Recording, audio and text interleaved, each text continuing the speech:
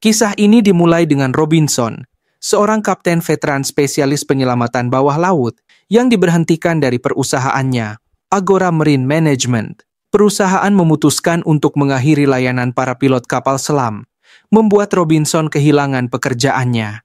Manajernya, meski menyesal, hanya bisa menawarkan kompensasi sebesar 8.640 pound.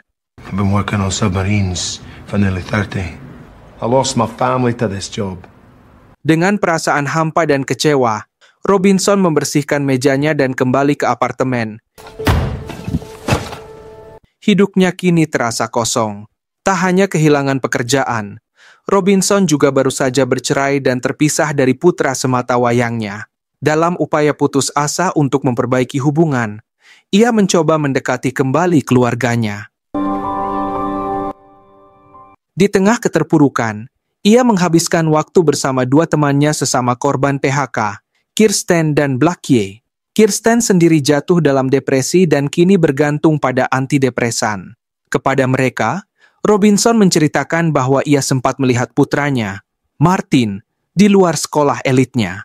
Hatinya remuk saat menyadari sang anak kini dibesarkan oleh pria kaya, sementara mantan istrinya, Chrissy, tampak bahagia tanpa kehadirannya. Tak tahan melihat penderitaan yang dialami Robinson dan dirinya sendiri, Kirsten mengungkapkan bahwa ia memiliki sebuah rencana untuk menghasilkan uang. I need you, Robinson. Needs a man like you. You could do it. Cerita pun beralih ke pertemuan Robinson dan Blackie dengan seorang pria misterius bernama Louis di sebuah mensah mewah. Daniels, eksekutif Louis, lalu memaparkan konteks sejarah yang berkaitan dengan Stalin, Hitler, dan konflik pasca Perang Rusia-Georgia. Diketahui bahwa pada masa Perang Dunia Kedua, Stalin, yang khawatir akan invasi Nazi, dipercaya telah menyetujui permintaan Hitler untuk meminjam emas dari Rusia. Emas seberat 2 ton konon dimuat ke dalam kapal selam U-boat, namun tidak pernah sampai ke tangan Jerman. Hitler tetap melancarkan invasi, dan emas tersebut menghilang tanpa jejak. Pada tahun 1980-an, sebuah lembaga riset laut menemukan formasi bukit laut dangkal di lepas pantai Georgia. Robinson mengklaim bahwa perusahaannya telah menemukan bangkai kapal selam U-boat di salah satu bukit itu, diduga kapal yang membawa emas. Namun karena sengketa wilayah pasca konflik Rusia-Georgia tahun 2008, pengangkatan kapal selam itu menjadi mustahil. Setelah mendengar semua informasi tersebut, Louis bertanya bagaimana ia bisa terlibat. Robinson menjelaskan bahwa ia butuh kapal selam senilai 180.000 pound dan kru gabungan dari Inggris dan Rusia.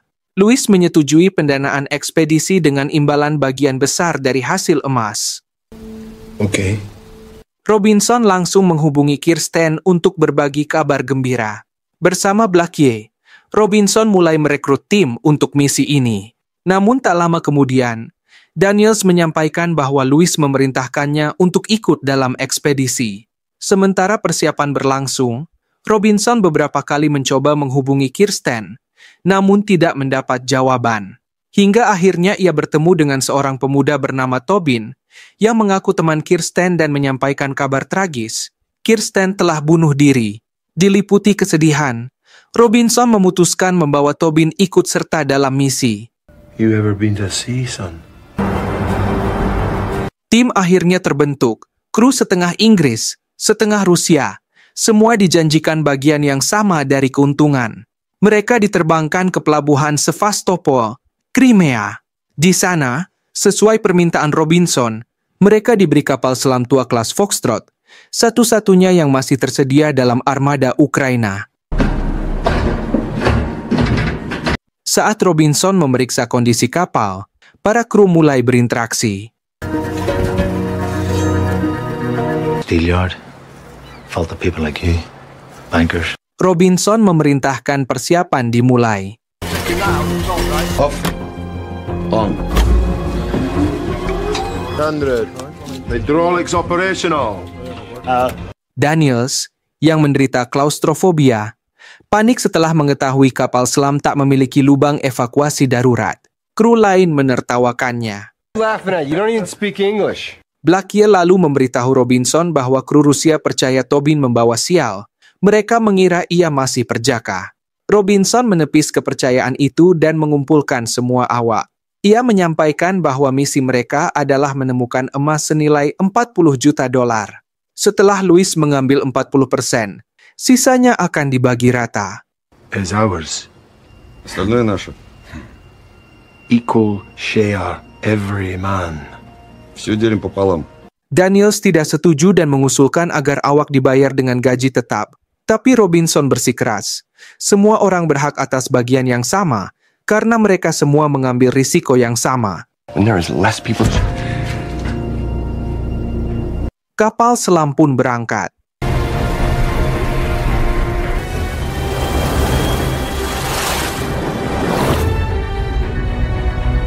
Ketegangan antar kru mulai terasa. Zaitsev, mekanik Rusia, memperlakukan Tobin dengan kasar saat pemuda itu mencoba membantu. Robinson memperingatkannya. Jika ia tak bisa bekerja sama, maka ia akan dikeluarkan dari kapal. Tell Zaitsev to work with Tobin or get the fuck off my boat. Pesan itu disampaikan Blackie sambil mulai mengajarkan Tobin cara kerja sistem mesin kapal. Ketegangan antar budaya makin memuncak. Kru Inggris mengejek makanan dan kebiasaan kru Rusia. Di tengah itu, Robinson menyadari Tobin kerap menatap ponselnya. Tobin mengungkapkan bahwa ia akan segera menjadi ayah.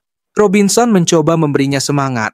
Setelah misi ini selesai, ia akan jadi orang kaya dan bisa menghidupi anaknya dengan layak. Saat perjalanan berlanjut, Baba, pilot kapal Rusia, melihat kapal selam militer lain di jalur mereka. Dengan manuver tenang, ia berhasil menghindari deteksi. Скала. Бабай ты мой золотой. Sementara itu, Tobin terus diintimidasi oleh kru Rusia. Это наша сторона. Akhirnya, mereka tiba di lokasi bangkai U-boat.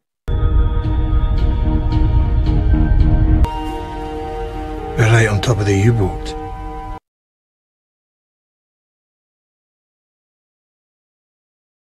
Some of you boys, they have funny idea about money. Di saat bersamaan, Robinson mendapati bahwa para kru Rusia mulai merasa mereka pantas mendapat bagian emas yang lebih besar dari kesepakatan awal. Robinson menghadapi para awak dan mendapati mereka telah menyalakan radio secara diam-diam, melanggar perintah tegasnya. Dengan marah, ia menghancurkan radio di depan semua orang dan menegaskan bahwa setiap anggota kru akan mendapatkan bagian yang sama. Siapapun yang tidak setuju dipersilakan keluar dari kapal selam. Any man endangering this vessel goes out the fucking tubes. Momen itu dimanfaatkan oleh Fraser, salah satu kru Inggris yang sejak awal ingin mengurangi jumlah awak. Saat Blackie mencoba mengambil pisau darinya, Fraser malah menikamnya di dada. Dalam kekacauan, Blackie tersandung ke dalam ember berisi solar yang terbakar, memicu ledakan hebat yang merusak kapal selam.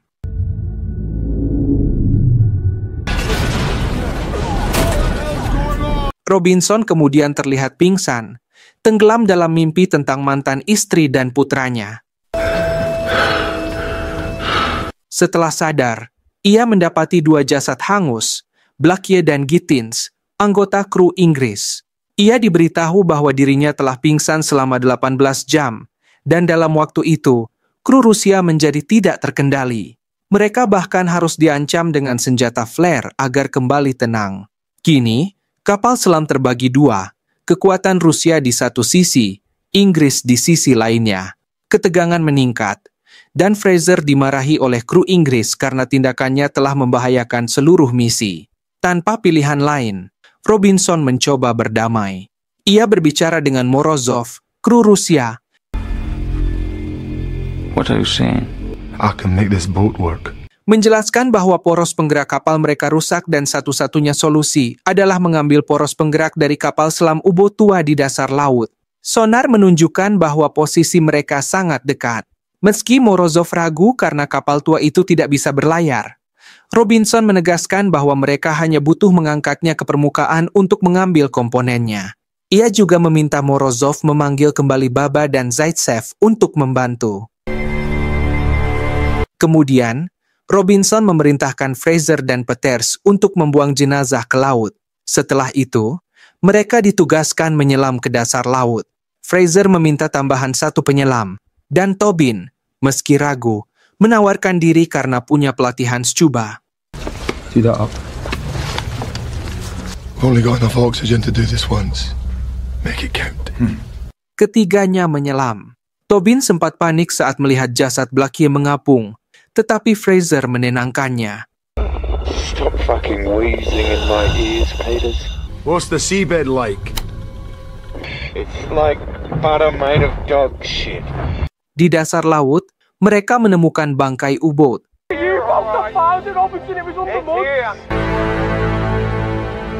Dan di dalamnya, kerangka para awak yang tewas.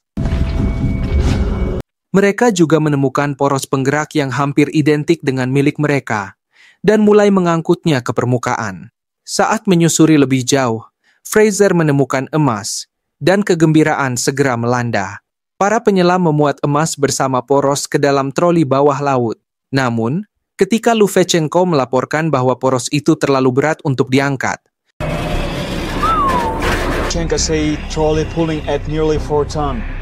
Robinson menyadari para penyelam telah membawa lebih dari sekadar poros. Daniels memprotes, menekankan bahwa misi utama adalah poros, bukan emas. Can you keep it coming, Fraser? Tapi Robinson, terpikat oleh nilai emas, memerintahkan mereka untuk terus mengangkat semuanya. Dalam prosesnya, Peters kehilangan nyawa setelah jatuh ke parit dan selang udaranya terputus. Fraser dan Tobin akhirnya kembali ke kapal selam dengan poros dan emas. Ketika kapal bersiap melanjutkan perjalanan, Daniels menolak dan menuntut mereka kembali ke permukaan. Okay. Dalam keputusasaan, ia mengungkap identitas aslinya. Ia bekerja untuk Agora. Ternyata, Agora telah menjebak Robinson sejak awal, menyebarkan lokasi U-boat melalui Kirsten, yang dibayar $30.000 untuk membocorkan informasi. Misi ini hanya untuk mengambil emas agar Agora bisa mengklaimnya kembali saat kapal disergap oleh Angkatan Laut Rusia. Robinson terguncang. Ia sulit mempercayai bahwa Kirsten mengkhianatinya, bahwa dia masih hidup, dan semua ini adalah bagian dari skema yang lebih besar. Saat ia menyampaikan pengkhianatan itu pada kru, kemarahan memuncak. Mereka hendak membunuh Daniels, tetapi Robinson menghentikan mereka. Ia memilih untuk tidak menyerah dan memutuskan membawa kapal ke selatan, menuju pelabuhan Samsun, Turki. Awalnya, kru menolak, tapi pidato penuh semangat dari Robinson meyakinkan mereka. Who get ours to make them fucking rich? Half a day. And lads, that gold, all of it's ours now. All of it's ours. Mereka mulai memasang poros baru, dan Morozov menghitung batangan emas.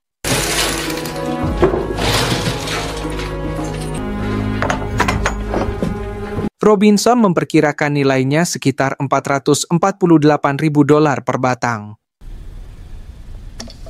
182,448,000 Sementara itu, Daniels mencoba menabur keraguan di benak Fraser, mengatakan bahwa poros itu akan gagal dan mereka semua akan mati. Alright here? Setelah kapal diperbaiki, mereka mulai bergerak dengan lancar. Let's get moving. Namun saat mendekati perairan dangkal, Baba memperingatkan bahwa mereka hampir menabrak batu. Emergency full! Full! Full of stern port! Now! Robinson menyadari ada parit sempit yang harus mereka lewati untuk mencapai Turki. Ketika Morozov dan Fraser menentang, Robinson mengacungkan senjata dan memerintahkan semua kembali ke pos. Dalam ketegangan itu, Daniels terus meracuni pikiran Fraser, mengatakan bahwa satu orang harus dikorbankan demi menyelamatkan yang lain. Dipenuhi paranoia, Fraser akhirnya membunuh Zaitsev dengan kunci Inggris. Tanpa cukup kru, kapal mulai kehilangan kendali. Robinson murka ketika mengetahui apa yang terjadi. Saat ia bersiap menembak Daniels, ledakan hebat mengguncang kapal, memaksanya kembali ke dasar laut dan merobek lambung kapal. Robinson memerintahkan perbaikan, tapi Tobin pingsan karena tekanan air. Ia membawa Daniels untuk membantu, sementara Fraser ditinggal memperbaiki kebocoran. Namun Fraser dan kru lain yang tersisa akhirnya mencoba kembali ke kompartemen utama. Daniels, egois dan takut mati, mengunci sekat, membiarkan 3 orang tenggelam. Robinson berhasil menyadarkan Tobin melalui CPR. Di sisi lain, Daniels terperangkap, memohon pertolongan. Morozov, tanpa belas kasihan, menutup sekat terakhir dan membiarkan Daniels mati. Ia lalu bergabung dengan Robinson dan Tobin di kompartemen torpedo. The sub is gone. All men dead. Mengetahui bahwa tidak ada jalan keluar lain, Robinson mengungkap bahwa ia menyembunyikan 3 baju selam penyelamat. Ia memberikan 2 di antaranya kepada Morozov dan Tobin, dan meminta mereka untuk menyelamatkan diri. Sebelum melepas Tobin, ia mendoakan keselamatan anaknya yang akan lahir dan berjanji akan menyusul dengan baju ketiga. You two go. Someone needs to equalize the pressure. You be there for him. Your boy. Tobin dan Morozov berhasil mencapai permukaan.